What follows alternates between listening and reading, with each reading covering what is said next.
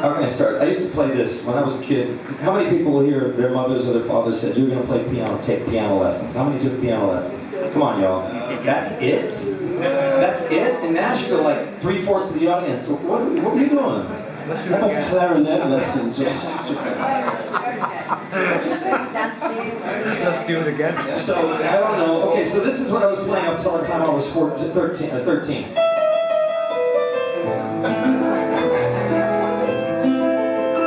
And then, of course, every time people would come over, my mother, James, sit down at the piano player. But when you get hormones at about 14 or 15, you're like, I don't want to play that anymore, Mom. I was going to quit the piano. But my mom was smart enough to find me a piano teacher. I think I told Mark and Ian, I said the first concert I ever saw was Carlos Santana, right? And I'd seen him, and I'd said, I want to do something like that. I was 15. My mom found me a teacher, and he came over, and I said, I like classical, but I'm kind of tired. And he goes, James, let me show you something. He put my fingers on the piano, and they showed me how to go.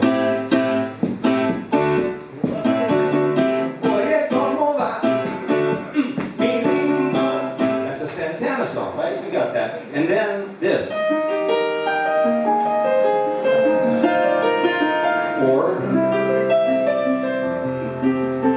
And then that hooked me. And at 15, all I wanted to do was play that stuff in a band. I got in a band in the Panama Canals when I was 15. Later, when I heard this song,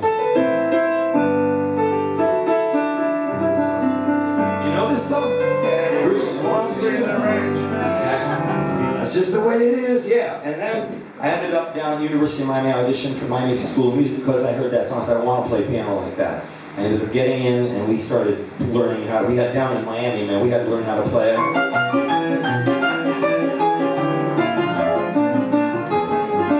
I mean, they make you work hard.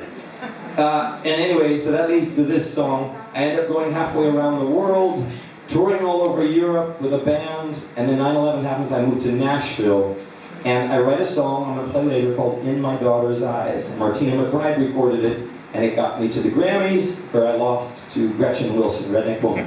But the next song I wrote was this song right here. It was a song called The High Cost of Living. Ain't nothing like the cost of living high. And we wrote this song with Jamie Johnson. If you don't know him, you should look him up. He's an ex-Marine, incredible singer, songwriter, writer. And this song ended up getting us to the Grammys again, except this time we were up against, you probably don't know her, Taylor Swift. We were up against Taylor Swift. And we went out there, and man, we got beat by her. But this song remains one of the most fun to play. So if you hear Jamie Johnson here later, when you get on stage, it's like, I was just a normal guy. Life was just 9 to 5. I mean, he's incredible. But I'm into music and piano and rocking out Leon Russell and all that. So I'm going to do my honky-tonk version of that right now. Again, Jamie Johnson and I wrote this. It's called The High Cost of Living. And I know after all, if you leave here tonight, you're all catching a train into London and go crazy all night long. But remember, the high cost of living ain't nothing like the cost of living high. All right? Take it easy, in moderation. All right, now.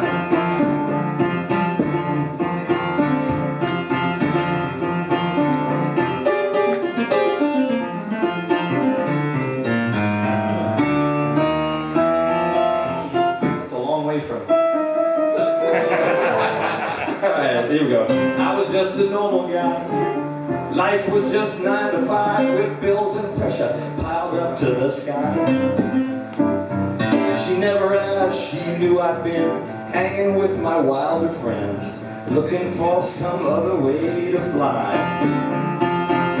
3 days straight was no big feat, to get by on no food or sleep, and crazy was becoming my new norm. I'd pass out on the bedroom floor and sleep right through the calm before the storm. My life was just an old routine, every day same damn thing. Well, I couldn't even tell I was alive. I tell you, the high cost of living, it ain't nothing like the cost of living high. Can you repeat that? The high cost of living, it ain't nothing like the cost of living high. Baptist parking lot is where I'd go to smoke my pot, sit there in my pickup truck and pray, and staring at that giant cross just reminded me that I was lost, and it never, ever, ever seemed to point the way. Soon as Jesus turned his back, I'd find my way across the tracks, looking just to score another deal. With my back against that old 8-ball, I didn't have to think or talk or feel, Jeff. Yeah, my life was just an old routine. Every day the same old thing. Well, I couldn't even tell I was alive. I tell you, the high cost of living, it ain't nothing like the cost of living high. Say what? The high cost of living, it ain't nothing like the cost of living high.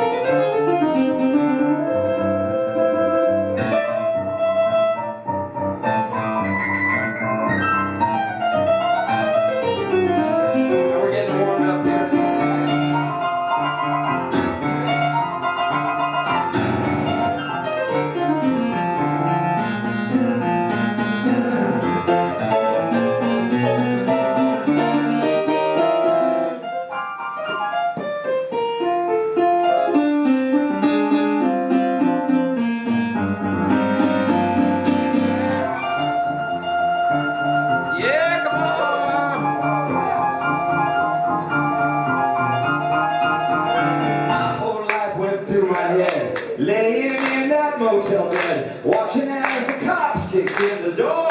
I had a job and a piece of land. My sweet wife was my best friend. I traded up for cocaine and a whore. I'm away with my newfound sobriety. I've had a chance to sit and think of all the things I had, and I feel away. This prison is much colder than the one I was locked up in yesterday. My life is just an old routine. Every day the same damn thing. Well, I can't even tell if I'm alive. I tell you, the high cost of living, it ain't nothing like the cost of living. It ain't worth it, guys. It ain't worth it. Come on, y'all. I said the high cost of living, it ain't nothing like the cost of living. Y'all, I want you to hear you back in Nashville, Tennessee. I said, the high cost of living, ain't nothing like the cost of living. Now that you got the camera on, you really give it up one more time. Here we go. I said, the high cost of living, it ain't nothing like the cost of living. High. You sing the nerves and you rattle my brain.